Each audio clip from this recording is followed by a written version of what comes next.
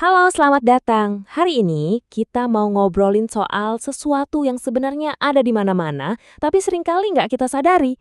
Sesuatu yang menghubungkan kopi yang kita minum pagi ini sama petani di belahan dunia lain, atau ponsel di tangan kita sama pabrik di benua seberang. Yuk, kita akan bahas soal globalisasi.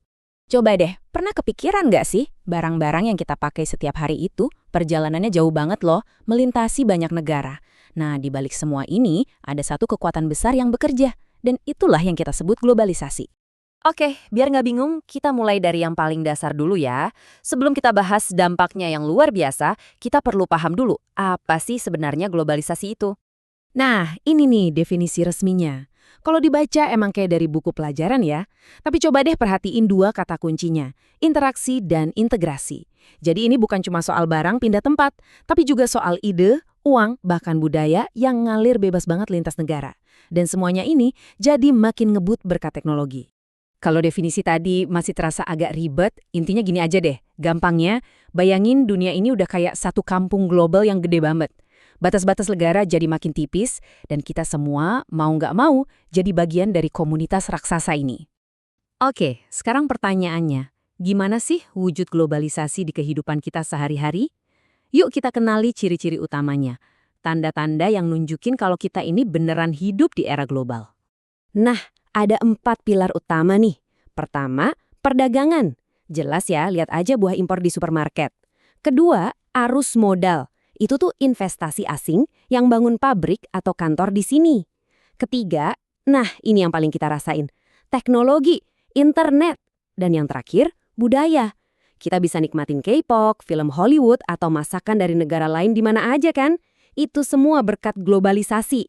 Udah cukup teorinya, sekarang kita lihat gimana dampaknya di dunia nyata. Terutama di dunia bisnis. Soalnya nggak ada bidang lain yang diguncang sekeras ini sama globalisasi. Aturan mainnya bener-bener berubah total. Perbedaannya, wah jauh banget.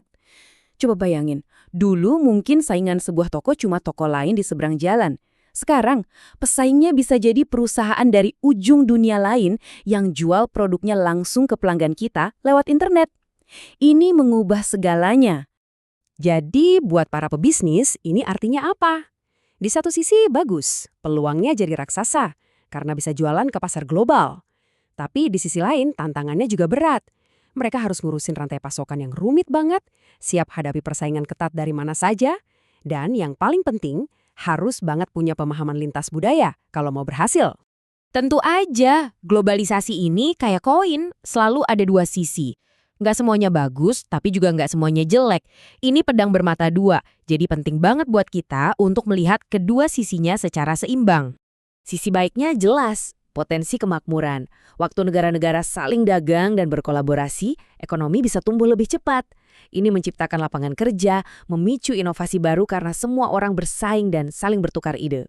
Tapi, nah ini sisi gelapnya. Kue ekonomi yang membesar itu seringkali pembagiannya nggak rata.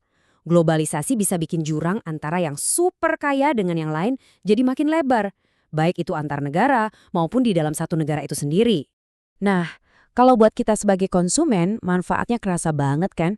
Pilihan barang jadi banyak banget dari seluruh dunia, harganya seringkali jadi lebih kompetitif alias lebih murah. Dan kita punya akses ke informasi tanpa batas, cuma butuh beberapa klik aja. Tapi selalu ada harga yang harus dibayar. Ketika sebuah perusahaan besar memindahkan pabriknya ke negara lain demi biaya tenaga kerja yang lebih murah, gimana nasib para pekerja di negara asalnya? Nah, disinilah muncul salah satu tantangan sosial terbesar dari globalisasi, resiko kehilangan pekerjaan. Kutipan ini menurut saya ngena banget. Bener kan?